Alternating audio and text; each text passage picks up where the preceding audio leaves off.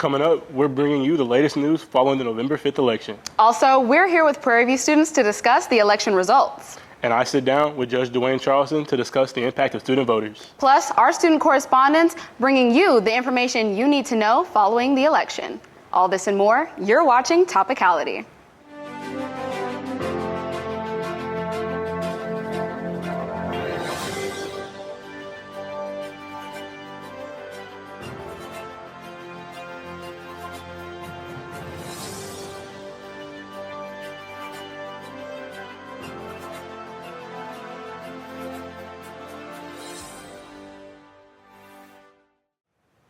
If it's Tuesday, it's time for Topicality. I'm Bailey Boyce. And I'm Micah Beard. Let's jump right in. After a close race, Donald Trump beat out Vice President Kamala Harris in the race for the presidency. The turning point came early Wednesday morning when Trump clinched the pivotal battleground state of Wisconsin, officially putting him over the 270 electoral vote threshold. At 5:30 a.m. Eastern Time, Trump was confirmed to have won 277 electoral votes, while Harris had captured 224, making it clear that the outcome was no longer in doubt. In addition to his victory in the Electoral College, Trump appeared positioned to win the national popular vote as well, marking a rare political feat as Trump became the first Republican presidential candidate to lead the national popular vote since George W. Bush in 2004, a significant milestone for his campaign and the Republican Party as a whole. For Harris, the loss represented a major setback as she fell short of becoming the first woman and the first woman of color to ascend to the presidency. Her defeat marked the second time in just 8 years that a woman had secured the Democratic Party's presidential nomination, but ultimately failed to break through the gender barrier. The Republican Party has secured the control of the Senate for the next 2 years, having successfully flipped key seats in several red states. Senate Republicans ousted Democratic incumbents in West Virginia, Montana, and Ohio, states that have increasingly leaned towards the GOP. They also held on to crucial seats in Texas and Florida, ensuring a majority with at least 51 seats with the new Congress is sworn in the next January. This victory grants the GOP significant power over legislation and nominations, positioning them to influence key decisions during President-elect Donald Trump's term. Here in Texas, Senator Ted Cruz won a third term after defeating Democratic Rep. Colin Allred, while Cruz was expected to retain his seat in the deeply conservative state. The race tightened in the final weeks. However, Cruz managed to keep his deficit among female voters relatively small, according to NBC News exit polls. 47% of women who voted for Cruz compared to the 51% who backed Allred. Cruz's performance was particularly strong among Latino voters in Texas, which helped propel him to victory. Let's talk about some black women who won this election cycle. Lisa Blunt Rochester became the first woman and first black person to represent Delaware in the U.S. Senate, defeating Republican Eric Hansen in a race that reflected the state's strong Democratic lean. In Maryland, Angela Alsobrooks made history as the state's first black senator. Together, Blunt Rochester and Alsobrooks will be the first two black women to serve in the Senate simultaneously. Here in Texas, Jasmine Crockett won re-election for the U.S. House in District 30 with 85% of the vote, continuing the legacy of late Representative Eddie Bernice Johnson. Finally, Nikema Williams won a third term in Georgia's 5th District, defeating Republican John Savelson. These women are some of the many African-American women who are breaking barriers and shaping the future of American politics. Topicality will be right back after this commercial break.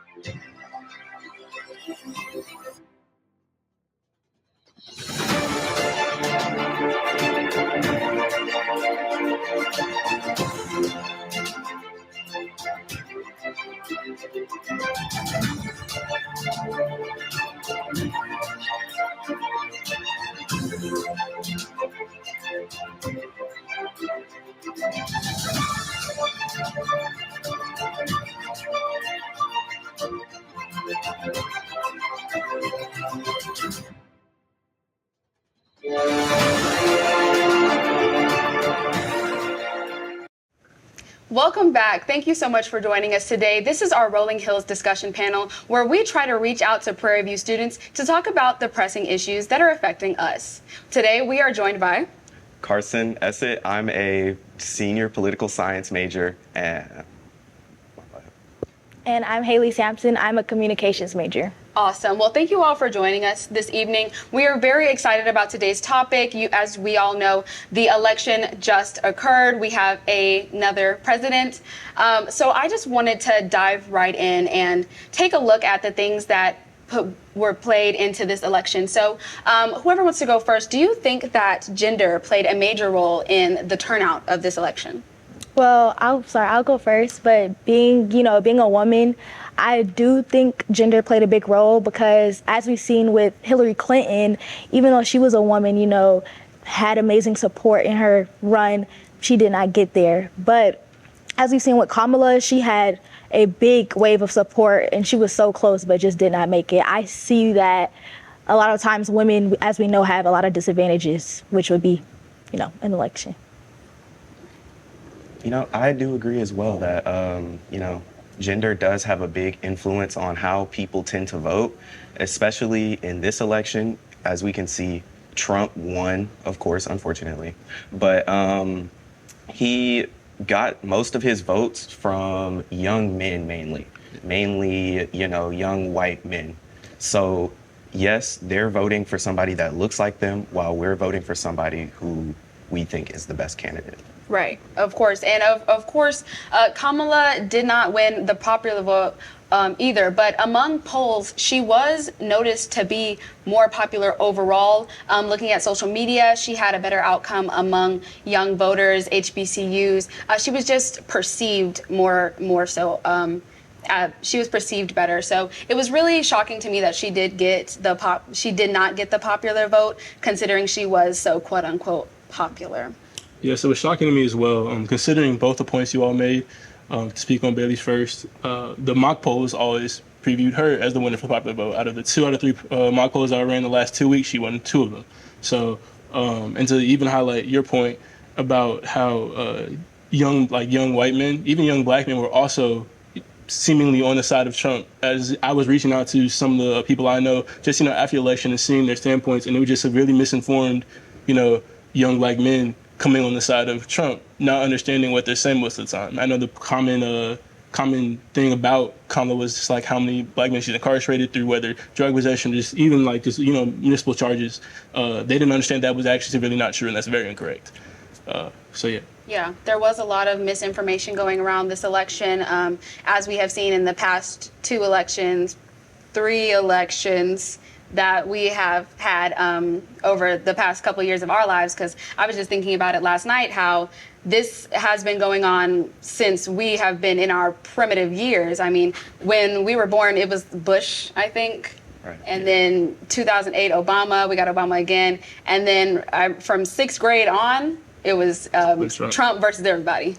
So that's what I remember. But considering, and he also said that this was going to be his last time running, which, I mean, at this point, what else can you do? Yeah. Should Harris run again? I think she should. I believe she should run again, but the next time that she runs, the Democratic Party needs to start planning and marketing her completely different than they did this time. I believe this time Harris was just propped up because Biden is unfortunately too old. So they chose the next in command, which would be Harris. They chose her to just simply stand against Trump as the lesser evil. I'm sure many of you have heard people say that. But whenever you run a platform or you try to run based on just being the lesser evil, you're not getting people to vote for you. You're literally just an alternative. But as we can see, people don't care about the lesser evil. People vote for themselves. And at the end of the day, that's what I think happened. Absolutely, absolutely. It has been said that she was doing so poorly because, of course, she was attached to a previous not so well received candidacy and not so well received presidency. I say with only having about, I believe, 4 months to, go in there and campaign, I think she did a good job. So, yes, I do say she should run again because she came close with only 4 months of being able to get herself out there and, do as much as she can. I believe she should run again. I disagree with the fact that she came close. I think that she came close for, I guess, the time frame that, as you mentioned, but with the lot of time she had and the results of the election, it was very clear that Trump had won well before I went to sleep last night. And just to see that, I believe that she had more time to campaign. It would have been better. Also, she spent a lot of time in her campaign not using the point that she would be the first, woman president or black woman president. She solely focused on her presidency, just her being president in general, which has a lot of value and a lot of merit due to the fact that the gender should not matter. But I think that was a severe point that Hillary Clinton used in her campaign, where she won the popular vote, as obviously Kamala did not. So I think that if she does run again, I believe that she should do what you said and just kind of rethink the campaign and the marketing that they went, because obviously we don't care about the debate. She absolutely smoked from the debate and brought a lot of facts. And her focus was mainly young voters, but she needed to reach those Republicans that were turning to the blue vote just because they were realizing a lot of things that they didn't, like, in the fallacies with Trump. And if she spent more time doing that and just addressing a lot of the facts that she did instead of focusing a lot on the young voters and the concerts and things like that, I feel like we would have got a bigger turnout from people who didn't even vote at all. Yeah. Which we saw a lot of the numbers. A lot of middle-aged people did not vote at all this time around.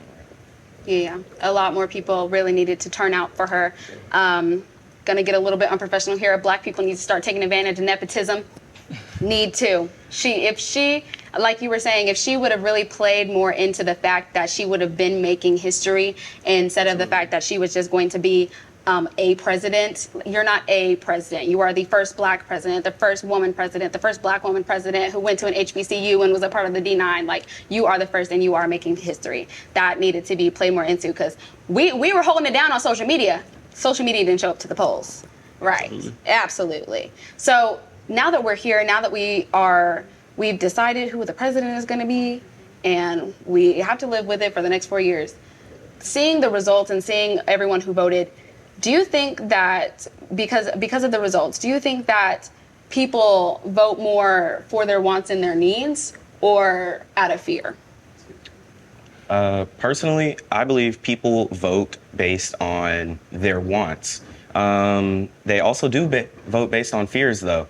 People vote in a way that they think is going to make them feel secure and safe, which is why so many people voted for Trump, because his whole policy and his whole stance is built upon hate and fear-mongering of, oh, these people are going to take your jobs. These people are going to take your jobs. These people are coming here to, commit terrorism, eat dogs, whatever the case may be.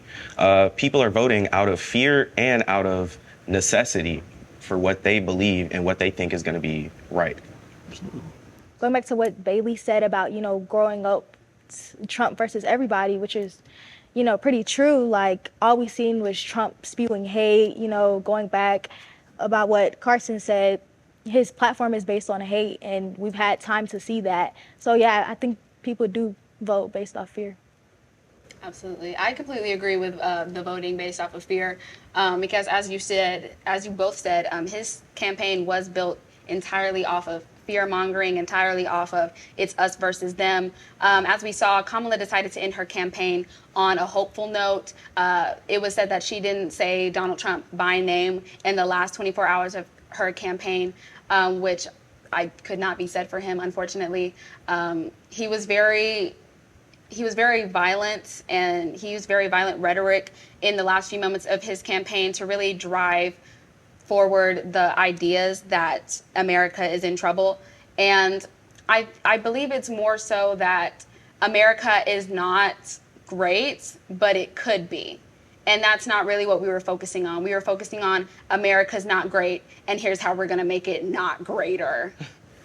To push back a little bit just on even the idea of whether it's wants, needs, or fears, I believe truly a lot of people vote based on their own greed, and not even in a want situation, just because they don't even know what they're wanting. In a lot of people, if you remember Lyndon B. Johnson's quote about if you can convince the poorest white man that he has someone to look down on, you have gained a new voter and a supporter, and that is exactly what Trump has done. He's convinced a lot of people that he would never even affect, or that the policies he's directly making that affect him in a negative way, that they have somebody to look down on or something to push back against. And even he's done that with black men and Latino men. As you saw, Latino men had a huge portion of the vote. So I believe that they're voting on a whole different level of just greed and selfishness that goes outside of want, just more of in a hive mind, a collective status, especially when you think about the idea that I believe probably all of us may have grown up in a more Democratic household. And even though we've done the research now to think for ourselves and be like, okay, this is what I want to be a part of, for a long time, you probably just heard my parents voted this, my parents did that, and that's what you thought. And so a lot of people that vote for Trump or Kamala, I believe that we had a side of a lot of that. And I think the hive mind generally just went towards Trump and his supporters and his voters. And people were just like, you know what, this is who I know. This is what I think. My parents have said this. I'm just going to vote here. Right. And that's where we ended up where we are tonight. Right. Absolutely. Absolutely. Well, thank you all so much for coming and sitting down and speaking with us. This was very enlightening. We hope that everyone watching at home has heard something that might have persuaded them to go and do some more research. I'm Bailey Boyce. I'm Micah Beard. And these are our friends. Thank you for watching Rolling Hills. From the View to the UC to the Village and beyond, on November 1st, students at Prairie View A&M University gathered to make their voices heard as a number of students and registered voters marched to the polls. It was important for me to come out and vote because, as a younger generation, we need to start being involved in our communication, and especially in politics, because we need to know what's going on in the world. Several student organizations mobilized their members together, taking advantage of their opportunity to vote early and encouraging fellow students to get out and vote in this historic election.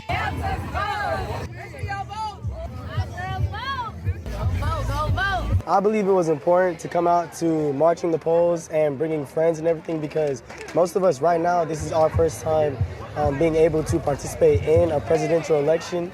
So I think it is very crucial for us to use these rights that our ancestors before us fought so hard to get. And also being at an HBCU, I believe that's even more initiative for us to really take this power that we have right now. And bringing your friends and coming out here and being with supportive people that you are around all the time can show that how your vote can really help grow your community and help your community for the future too. A march organized by the 92nd Miss Prairie View, Chloe Tolbert, students and faculty marched across Prairie View's campus to the Waller County Community Center, with their eyes and minds set on exercising their rights. Prairie View has a history of student voting and making an impact, especially actually in the nation right now, of being one of the first universities to have a polling location on campus. So Kayla Washington was very important. I mean, this was very dear to her heart, and being her mentee, it passed down to me, and she showed me the importance of that. So once she kind of got me in gear, her passions just kind of transferred into my passions. Like, I saw the importance of it. I saw how we can actually make a difference. Coming into college, I was like 17, so I haven't voted before. So when she taught me all the importance and knowing my rights and things of that, I was like, I love this and I need to pass this on. Being a student leader, I need to pass this on to other students. It's my first time voting and being part of March the Polls, and it's a very exciting event to be a part of, to see everybody as a community wanting to change the world pretty much. And this is my first time voting as well, and it's my first time being a part of marching to the polls, and I just love seeing us as Black people coming to make a difference to the things that we believe in. You don't want to vote for someone that doesn't have your best interest in mind, because your vote holds a lot of weight. I know a lot of people say it's just one vote, it's not gonna matter. It's gonna matter. Stay informed, know the policies that who you're voting for is trying to implement, and make sure that your moral compass is guiding you to the right vote. Voting access remains a top priority among HBCUs nationwide, and on the campus of PVAMU, it's evident that students are passionately engaged in this vital issue, ensuring every voice is heard and having a good time while they make a difference. Vote, literally. That's all I want to leave you with, is just to go vote. Utilize your power, utilize your voice, and don't make the decision of regretting that. I'm Bailey Boyce. Thanks for watching. When it comes to politics, it is important now more than ever to sift through the noise and get to the truth behind the headlines. Voting is one of the most potent ways for us to make our voices heard, but common misconceptions can keep people from participating.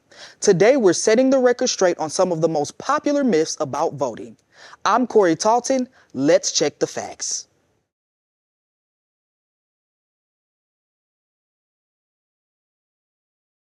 Misconception 1.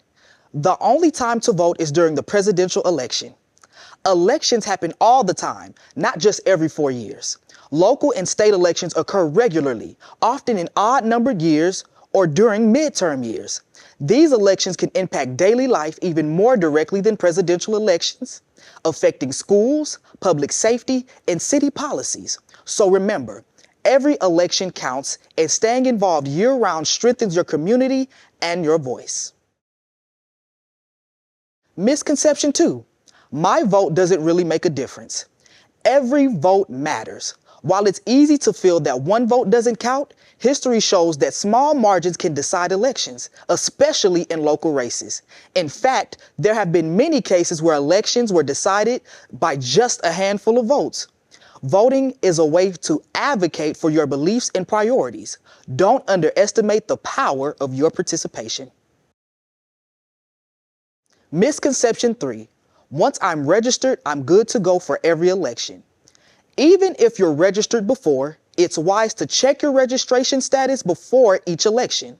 Some states may remove inactive voters from the rolls, or you may need to update your information if you've moved or changed your name. A quick check online can ensure you're prepared to vote without issues on election day. That's a wrap for today's Fact Check. Join us next time as we continue to unravel the facts and myths in our ever-evolving world. Until then, I'm Corey Talton.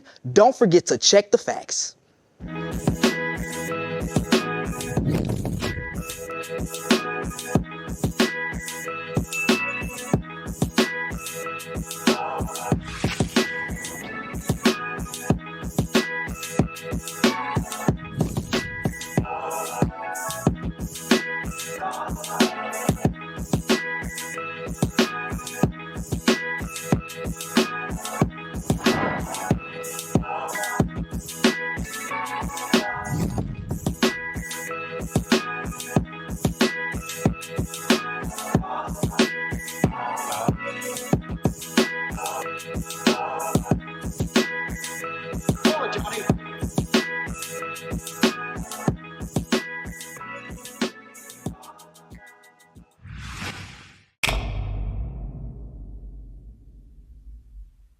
Howdy, this is your host, Micah Beard, and today I'm interviewing infamous Judge Charleston. Thank you.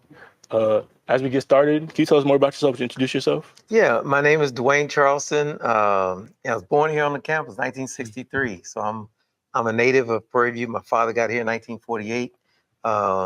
Unfortunately, I didn't go to Prairie View for my undergrad. I worked on my master's here. By the time I finished my master's degree, I went to work for the governor of Texas, and I was a writer for Texas Governor Ann Richards.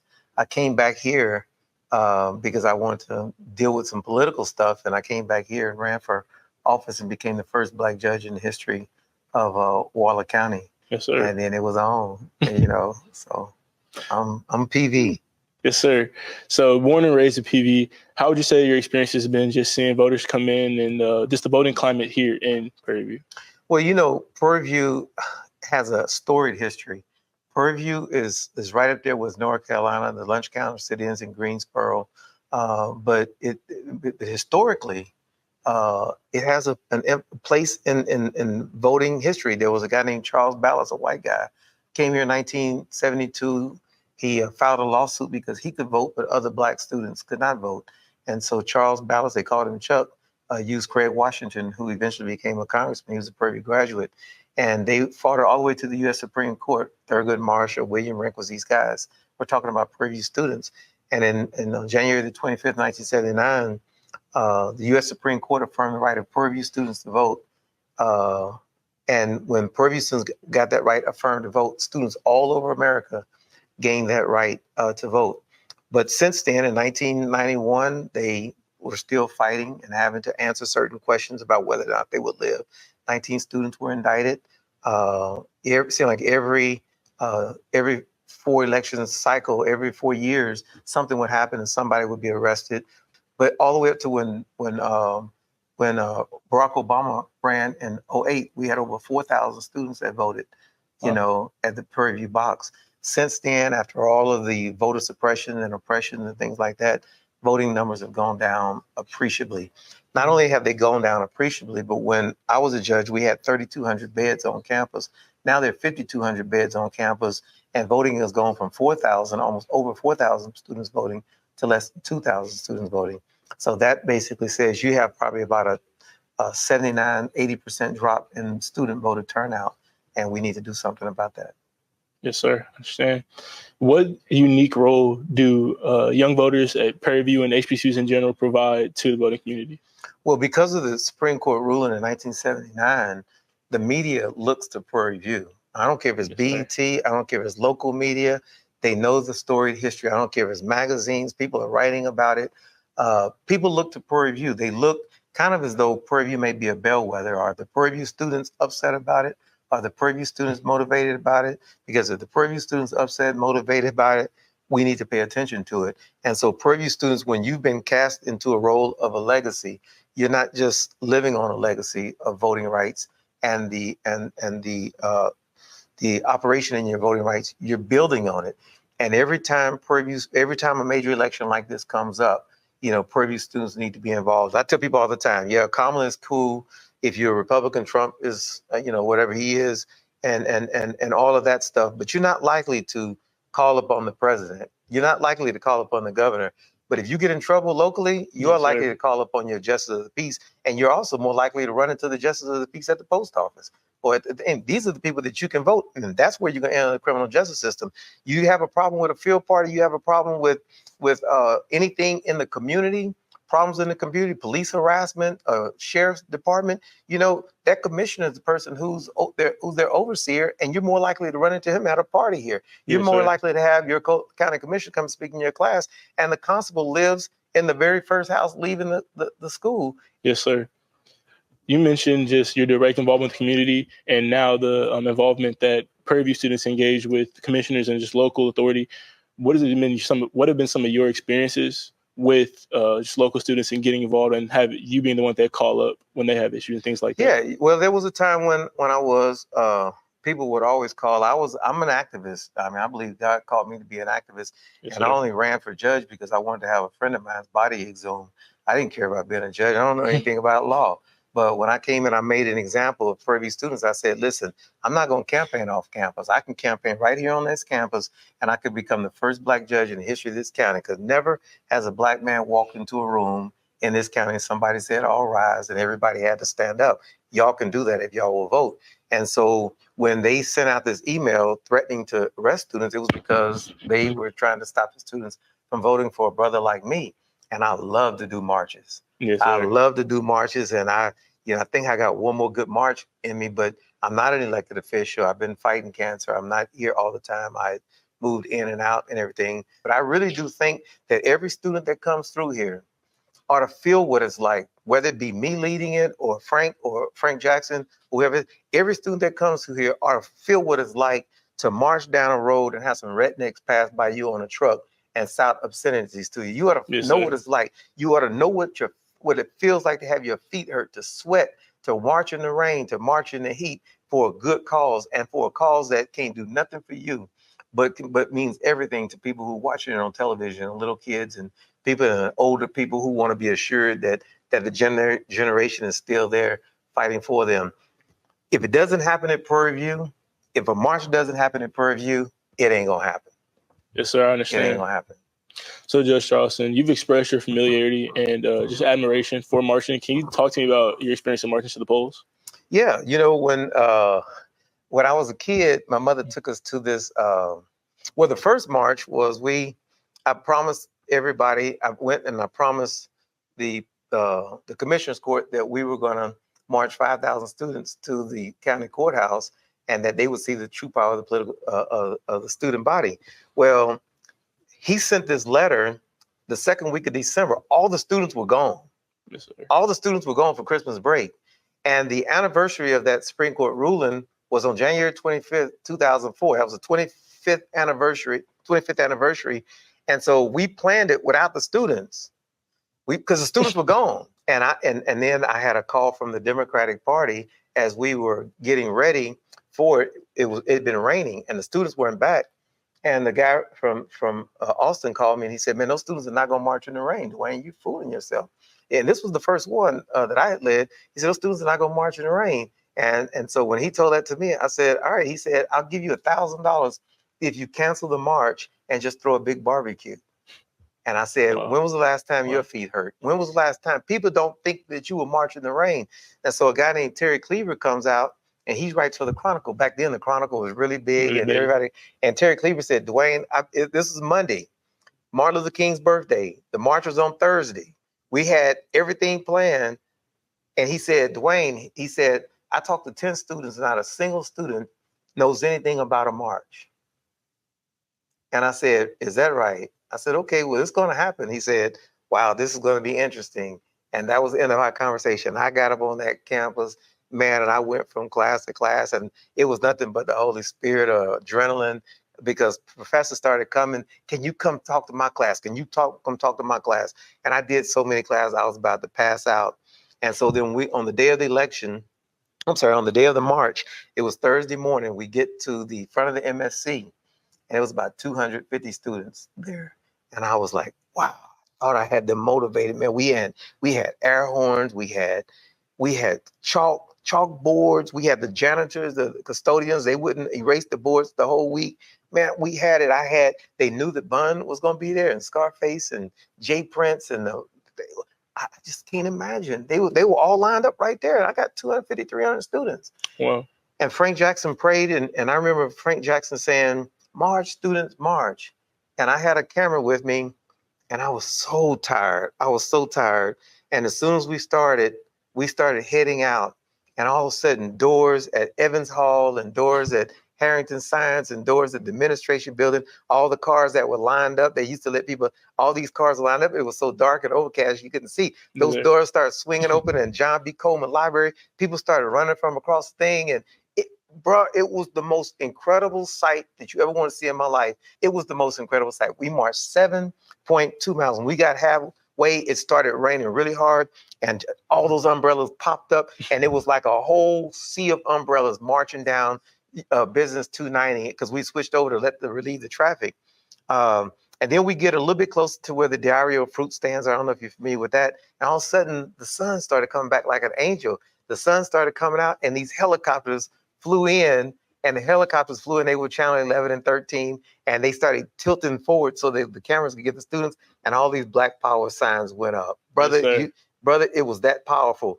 And we did it in 3 days. Yes, sir. So nobody can tell me that it can't happen, but you really can't plan it. It has to be, you got to have those committed people, students in place, and a sense of belief. What advice or message did you give to young voters watching, or really anybody watching this segment right now? Well, it's not so much about who wins the election, because I tell people all the time, when we're going to get what we deserve. I mean, when I say we, I mean America. Mm-hmm. If Kamala wins, we going to get what we deserve. If Trump wins, we're going to get what we deserve. Yes, sir. The main advice that I would give to students is call your friends, go vote. Even if you're not registered to vote, walk to the poll, make an exercise of it, because you're going to, when you walk to that poll and you realize I can't go in, you're going to say, man, at least I stood with people who were. Find the good cause, go for that cause, and then inspire somebody else. And it's all, hey, we ain't ever going to run out of stuff to fight for in Texas. We're never going to run out of stuff to fight for in Texas. And so when you get ready to go and vote, when you're prepared to vote, go vote yourself, take somebody with you. And if you're not ready to vote, then just go and stand with somebody else and be that encouragement. Yes, sir. I love that. Any closing remarks you have just to give to anybody else watching? Just anything else you want to say, a message you want to get across? Yeah, I want to thank Prairie View students for giving me a good life. I want to thank them for electing me 4 different times. Things didn't turn out the way that I wanted to turn out, but I know that God has blessed me to be able to mentor and fellowship with a lot of people. I thank Dr. McGriggs and Angela Jones and Nathan Mitchell and all the professors who let me come speak to the classes. And I want to say, let's do this march to the Leandro Plantation. Yes, sir. Let's get a street name change, and I'll give it all I got. They got to roll me up there in a wheelchair. We're going to change that street name. And as we began to educate about it, people will understand why that's so important. Yes, sir. And it will be a national story. Just trust me on that. Yes, sir. All right. Thank you so much. Remarkable interview. Remarkable, man. Thank you for your time. All right. Thank you so much. I voted. I voted. We voted. I voted. We voted. I voted. We voted. I voted. I voted. I voted. I voted. I voted. I voted. I voted.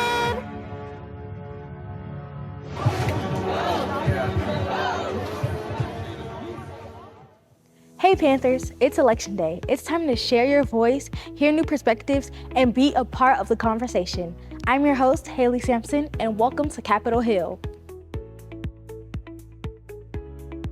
Hi guys, I'm here with Kaylee Smith. Alexia Sykes. I'm Unique Liggins. Chloe Nairi Tolbert, the 92nd Miss Prairie View A&M University. What is the most important issue in this election to you? The most important issue to me is the right to abortions. I have a lot of women in my family, a lot of young and old, so them not having the right to their own bodies really needs to be put out there. So use your voice and go vote. What are you hoping is the outcome of this election? I hope that Kamala Harris wins because she not only represents women's rights, but she also represents human rights, so she wants us all to win. And why is voting important to you personally? Voting is important to me because my ancestors once wasn't able to vote. And Chloe, do you truly believe celebrities have the influence to make people get up and go vote? Yeah, I definitely believe celebrities have the influence to make people go and vote.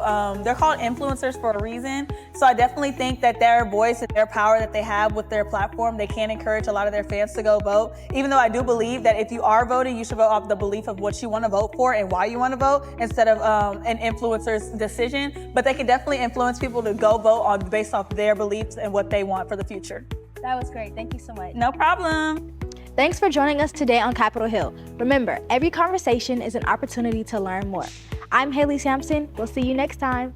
Hey Panthers, I'm Bailey, and welcome to My Picks of the Week, where each week I'll bring you a new book, podcast, or documentary to keep you entertained and informed. This week, I'm recommending The Choice 2024 Harris vs. Trump, a documentary by Frontline. In this documentary, Frontline investigates the lives and characters of Kamala Harris and Donald Trump as they seek the presidency. The Choice 2024 is the latest installment of Frontline's critically acclaimed election year special. The documentary takes viewers inside key moments in each candidate's life and examines who Harris and Trump are, how they lead, and what shaped their character, and how they arrived at their dueling visions for America's future. Next, I recommend Will 2024 Be a Disputed Election by 538 Politics. This podcast takes a look back on the 2020 election, wondering if this year's election will follow a similar path. In this episode, 538 Politics podcast host Galen talks with Larry Norden, Vice President of the Elections Government Program at the Brenham Center, to provide a clearer picture of what we might expect after Election Day. They discuss when results could be expected, the types of misinformation that may circulate after votes are cast, and why this election is seeing more litigation than ever before. Those are my picks of the week. So whether you're looking to engage with thought-provoking content or explore new interests, I hope you found something that resonates with you. I'm Bailey Boyce. Thanks for watching.